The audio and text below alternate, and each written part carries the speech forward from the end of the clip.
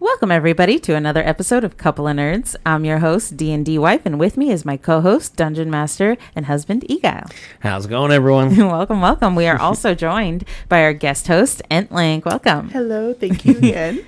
Thank you so much for joining us today. Today is going to be a Comic Cave segment where we talk about the original artwork that we present for the world of Extrayus here on the podcast. So it's going to be super fun. And today we are going to be covering one of the last members of the Travelers, Drexla, the wingless fairy. So that is going to be super fun to cover, I think. I'm really excited. I don't know about you. I am. It was a lot of fun to make. I spent a lot of time on her bits and bobs. Yeah, no, I can definitely see the amount of effort that was put into this is so good. I'm super excited. It's like the first time I'm seeing it too. Thank you. And I just think it's great because now we're just getting more and more artwork for Extrayus, which makes it really just a more vibrant world as we go. So I'm super excited to cover this here. And so going into this, we're going to be looking a little bit at like the inspiration that Drexla has given you, as well as like some of the things, fun details that you've incorporated, and also maybe some tips and tricks that you have for different things that we can cover in artwork. But the first thing I want to cover is the inspiration for Drexla. I want to know, kind of what your thoughts were when creating her. What kind of gave you the ideas? For sure. I feel like I definitely started with, this is one of the only characters that the player had already commissioned some artwork for her. Yeah. So I was able to kind of see the direction like that it was generally going already. So I definitely took inspiration like outfits wise and stuff like that first from those. Yeah. And I kind of obviously put my own spin on it, and my style is already kind of like realist anime sort of, like somewhere in between. So I definitely took the twin tails are very obviously like Sailor Moon-esque. She's got her little skirt, but like all the steampunk elements, everything has like kind of like a steampunk vibe. It really does. I was told by another player that she gives off Winx Club vibes, which I love that. I don't even know what that is. It's a TV show for pretty much for us girls, for girls. growing up when we were kids. Yeah, no clue. But she really does represent. They are fairies in the show, and it really kind of very, incorporates like, stylish, like definitely emphasis on all the little details and those kinds of character designs. So that was definitely a nice compliment on her. Yeah, and just going over a little bit of what she looks like. She's a fairy, we know, but she's a wingless fairy, which means she doesn't have the normal natural wings that a fairy has. She has mechanical wings that were built for her later. So we see that in the portrait where they're not natural wings. They do have a mechanical aspect to them. She's also dressed in sort of these steampunk nods with goggles. She's got work gloves and boots on. Her clothing is also very work oriented. So she's got a lot of pockets, a lot of places to tuck tools into. Her work glove has got this really cool mechanical sort of, I don't know if it's a screen or some buttons, some command buttons she can push, but it just overall really brings together this idea that she's this inventor, that she's creating all these tools for herself to kind of make up for the size differential. Definitely. She packs a punch that's what's really cool about playing with her, is that she always has like something to bring. She's like, oh, I have a gadget for that. Or, oh, I could make something. So like, that's really cool that it kind of conveys that she's got her, like you were saying, like I've been calling it the gauntlet, that she just has like her command center. Yeah. Okay. Yeah, you're not off. Cool. And that's perfect as well. I really like that aspect. I also love the sort of expression that she has on her. Not only is her stance very energetic and sort of lively, but her expression is just this sort of, if you know what it is to be obsessed with something and really be interested in just this one thing, that is exactly what this expression shows. She's like wholeheartedly like, this is her one interest. So she's like, this is all I need. Like, I got it. Yeah. And she's got the sort of like obsessed manic look in her as well of the inventor. That's just like, I got to get my hands on this and start working on it. But it was definitely very fun to play with like a very feminine character and like kind of like she's the tinkerer. Yeah. So, I mean, you can't kind of help but take inspiration from, like, Tinkerbell a little course, bit. Like, yeah. watching the original movies and stuff that they made Like for her. Gadget. Like, Yeah. very, very steampunk. Very, like, everything is kind of metallic or has some sort of use. Yeah, I really like that. And she does have, even though she's an inventor and she's often covered in grease and soot and whatnot, she's got this like feminine sort of look towards her, which is evocative of the fairies, especially of Extrayus. We have really beautiful fey creatures.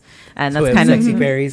yeah, well, that's their allure, Good to know. that's the Yeah. doom that That's they good to bring. know. Isn't that the thing that fairies and elves have to be like the most Gorgeous, beautiful? yes. But that doesn't always mean that they're good. No. But what's actually so funny talking about inspirations is that, like, I'm not necessarily thinking about it on the way in. I don't know if Yeah. everyone's like this, but, like, I didn't use a lot of reference photos starting on this sketch, and all the reference kind of, like, ties came afterward, where I'm just like, oh, yeah, it does kind of resemble that. Yeah. Like, it does kind of pull from that. So it's like, I'm not even aware, but it's really cool to see how those things that I grew up with come out in the art. Yeah, and it's nice to show also that even though you're pulling inspiration from these places, you're pulling these things, they're not necessarily straight copies. Yeah, it's not like a one for one. Yeah. Exactly. They're things that sort of inspired in your head, and those elements came together, but it's not, let's say, a replica of a Winx Club fairy or a Sailor Moon character. Or I mean, if you went with more like traditional tellings of fairies, and it's, like, Right. more of this like horror show. That too.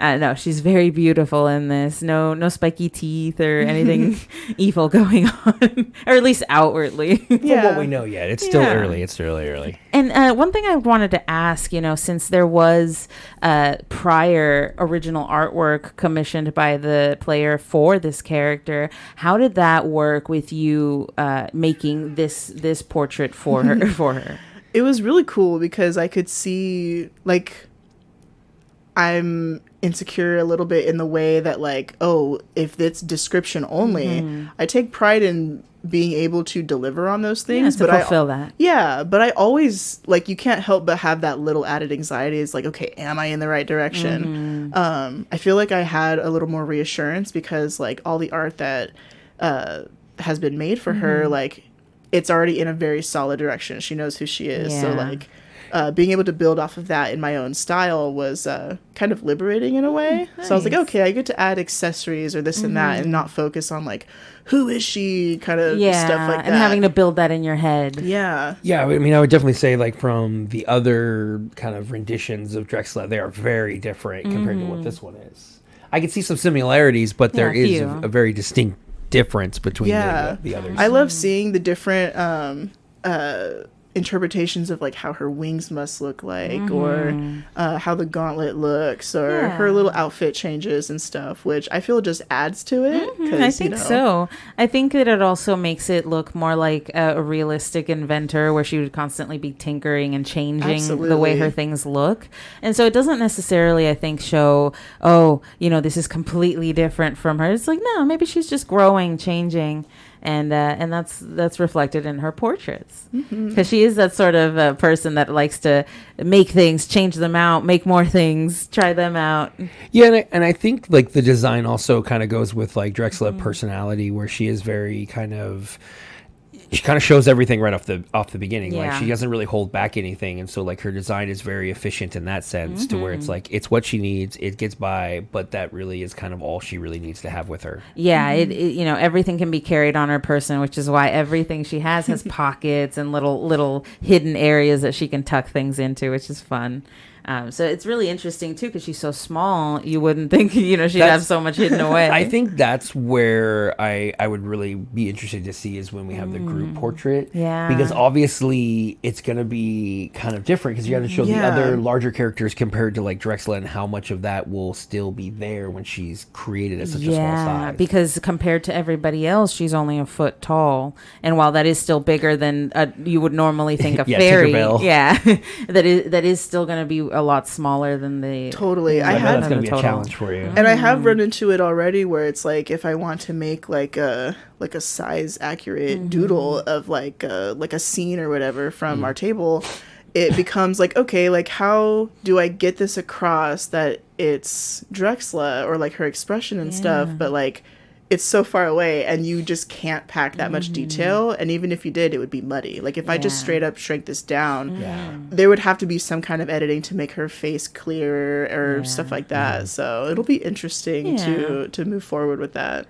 The one saving grace I see will kind of help, I think, in that situation is that you have added these sort of hues to everyone. It's not full color sketches or portraits, but you have added these sort of colors and hues that represent who the character is. And I think that'll help stand the different characters out more. And it'll help with Drexla being so small, because in this one, her hue, her color is a sort of pink. And so maybe add like a little pink, like flight flare or something that might help differentiate her. That is actually super smart, because it doesn't even have to be like a full color thing, but like I add a little airbrush of pink and that's Drexla. Like your trail line. Yeah, I think we had joked, someone else and I joked before about how she's just like like a sprite, like a glowing ball. Like that's all you can see is her glow. Make her glowing ball of pink. Until you do like zoom in shots. Yeah. So I think that, that'll help a lot, and we can incorporate those fun details. But I think that what's really nice, even though that she has so much detail work when we're zoomed into her, and zooming out kind of loses those, is they're still there, and having them there creates a more rich, even though it's smaller, a more rich portrait, I think. I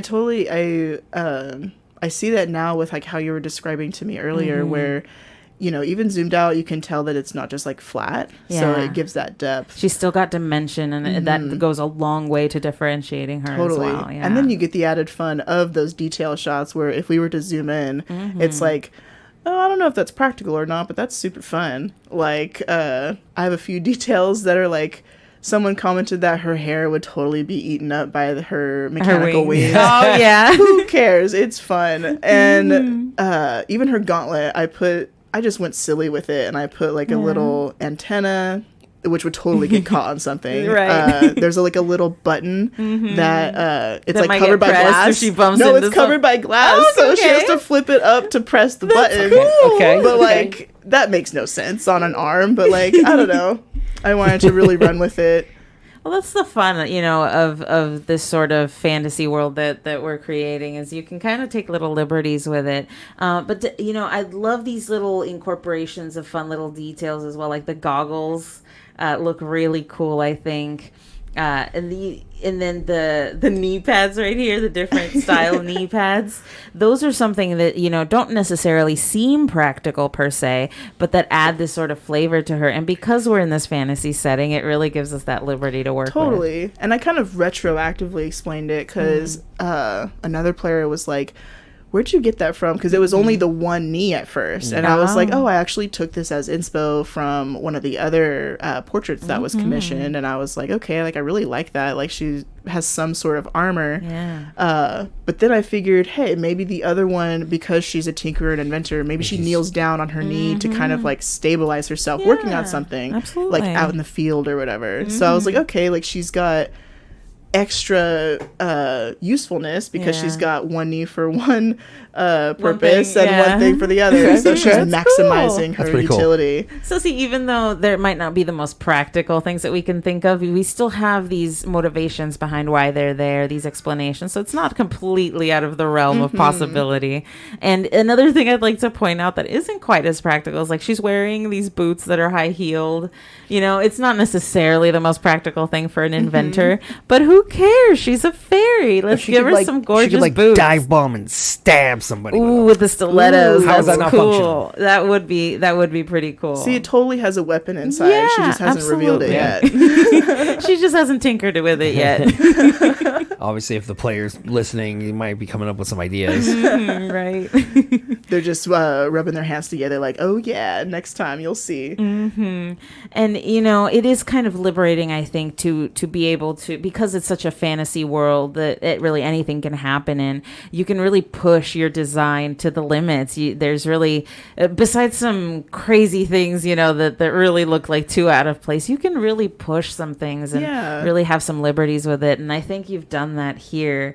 Like she's got an armband that we don't know the purpose of necessarily, but it looks cool. It looks like it's part of the sort of uniform of the inventor that she has on.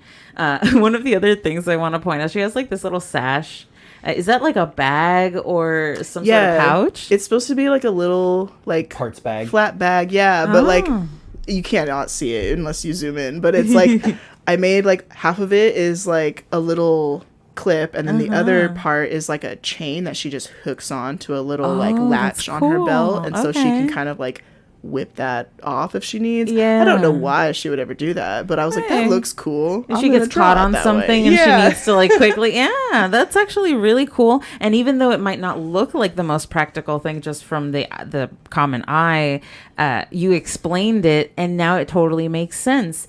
Because sure, right, the bag might not be as practical, but if she can unclip it, if she gets caught on something, that helps her out so much. Yeah, it's very been like fun and details first, and just like running off the cuff, and then finding reasons later, which is how I've personally created a lot of like art and like my first character here. So like it's definitely part of my style, I guess, is just like, okay, like whatever, I'll figure this out later, but it looks cool now. And one of the last questions I wanted to add was these parts on her leg right here. What is that represent, and how did what inspiration did you get for that? That was inspired by like athleisure. Oh, where like I don't know, everyone like leggings. Yeah, when I was shading, I was like, okay, I don't know if she is just straight up like no layers underneath, but I feel like maybe she would. So tiny. Yeah, and to protect herself. Totally. Like there's a lot of things that could hurt a little fairy. So like I don't know, why not? And then but it felt so blank. Gotcha. And so I was like, okay, I don't know if I should add like a texture mask to this or so I kind of went with like maybe like a tech wear legging. So it's just got different ribs and stuff in it, different stitching details.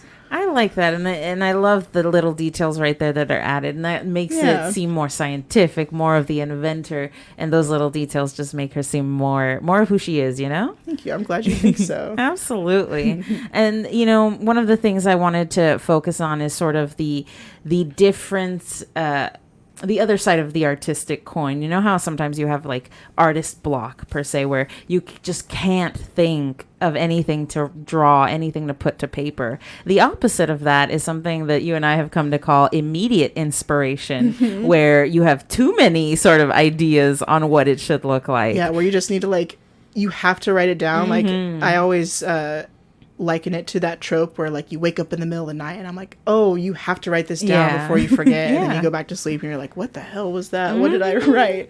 But that did kind of happen with Drexla, where I do have more, I guess, practice and like experience drawing pretty anime girls. Yeah. So Drexla ended up being the first sketch that I made, like just like roughly, just because I felt like the silhouette was more familiar and it's been a while since I had gotten to draw on that. So I was like, okay, this is definitely like flowing a little faster than saying like go back to the old lizard ways. folk that took me a year to draw like a whole, like a legit proper piece of him. So I feel like it definitely benefited from that, because it got to kind of sit in my like subconscious backlog for a while, and then I got to go back to it and be like, okay, we're super comfy here. And I think a big, you know, part of that immediate sort of inspiration is that you get this nice backlog of sketches, and even if they're just unfinished sketches, you have a great foundation to come back to later.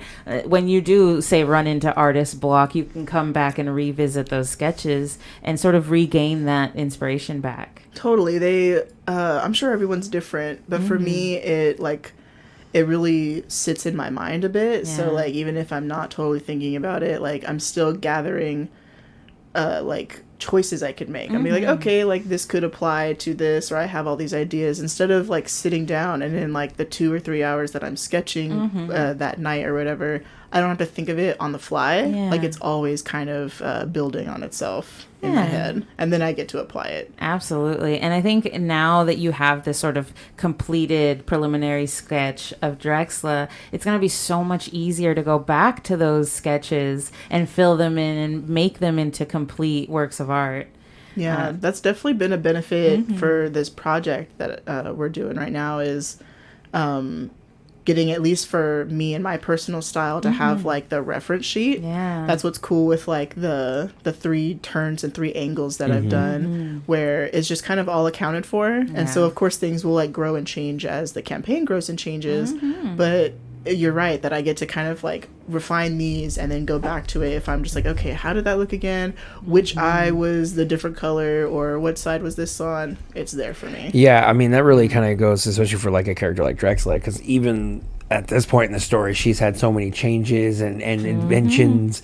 I mean, she's got like a ring for a belt. Yeah. You know? So there's a lot of changes I can see with Drexla going on over and over and over again. And now she has her, I don't want to spoil anything. Yeah, hey, that's all. But she has her companion. like, yeah, her companion, her little mech suit thing that she's working on, which that'll be really cool. I was We've just seen thinking art about of him before too, where So it'll be interesting to but see the where concept art and what was created are going to be very different. So I think that's going to be interesting, because that's kind of like the player's hope for what it would look like versus what it actually looked like after it was made. Yeah, because it was based on what the available materials, so you know a lot of it is a lot different from what you would think. And he's got that chubby cheeks. Yeah. the family resemblance. That was a really cool detail. Yeah, so that'll be cool to look forward to later as we get closer to that point in the story. Yeah, and then one of the last benefits that I wanted to go over for having this backlog of immediate inspiration and sketches is the idea that it just increases your own ability, your own skill. So, you know, you can go back, see where your skill was, and then bring it up to the level that you're at now. And so we'll see, this is Drexla's sort of 1.0. version, yeah, 0.10, and so this will be the first one to compare it to, and we get to see how your skill grows towards, you know, the later sketches that we make for Drexla and for the other characters. And I mean, as I think well. we've already seen a lot of that when we look at, you know, when we started with Bogbean way back a couple months ago. We've shown how it's right, changed. and it's only been a few months, and now we see how each of these subsequent one gets that kind of extra detail. Yeah, that in more the new crispness. iterations, she gets more and more sort of perfected and put into exactly how she's been envisioned. Totally. I've joked that like Bogbean was the ugly pancake of the series, which is like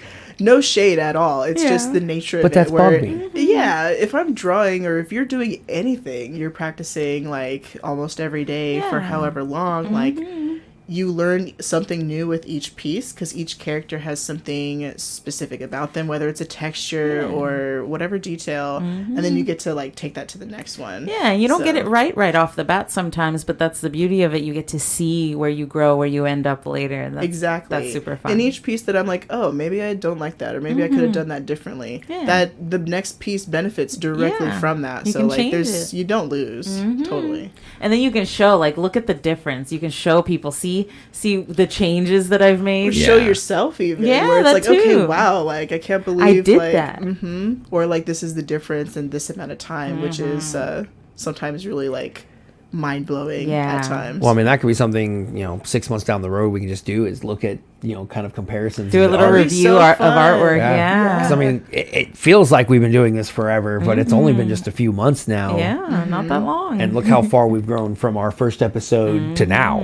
And how far the artwork's gone too is already Totally. astounding. So I can't wait to see what it looks like in the future. I think it's going to be great. And speaking of the artwork, we just got to let you guys know that we will be releasing this artwork on our Extrayus Project Discord, on our Couple of Nerds Always there Discord. first. So if you want to see it first, faster than anybody else, go join the Couple of Nerds Discord. If you don't have a link, you can always comment below or reach out to us on socials and we can send you a link so that you can join. And then you can also follow us and see on a live video of the art itself, as well as some of the kind of sketching that Entlynk has done to create Drexla on our YouTube page at Couple of Nerds Productions. So keep an eye out for that as well. Yeah. And as an added benefit of joining the Discord, just to head back a little bit. Oh, you're fine. You get to see Entlynk do these really wonderful sort of live streams of the artwork and its development. So if you really are into it, you love to see how artwork comes to life, you can always join us on the Discord and see a little bit of how Entlynk works. Get a little multitasking in. That's why I love the YouTube videos where we get both at the same time. And I love the just posting like progress photos, getting feedback, or like, you know, those little tidbits along the way are really fun to share. Yep. And if you subscribe, you can join in on giving some of that feedback, which will be awesome. But thank you so much for joining us today. This episode was wonderful. I think covering the portrait of Drexla was amazing. Yeah, right. We're getting close to being done. Almost done.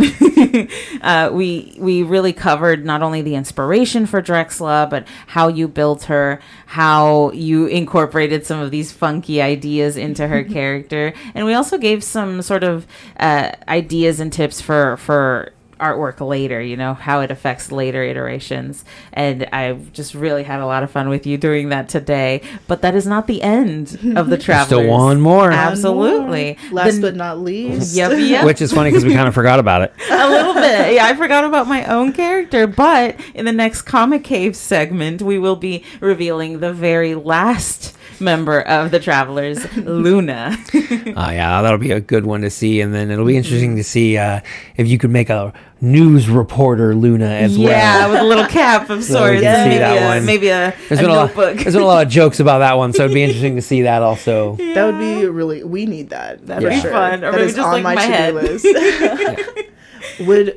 Question. Would Jinx have a little something? Oh, yes, yeah. please. Oh, yeah. Yes. Absolutely. He'd be needs like, his own news he'd be her alert. little Jimmy Olsen. Yeah. That'd be amazing. That'd be great. I am so looking forward to I that. am But on thank it. you so much, guys, for listening, joining in. And if you really love it, please join the Couple of Nerds Discord. We truly appreciate it. Thank you so much for engaging with us. And thank you so much, Entlynk, for joining us today. Oh, yeah. Thank you you. again. It's always so fun, and I can't wait to see everyone back in Discord. Thank you very much, guys. Have a good night. Have a good one, guys.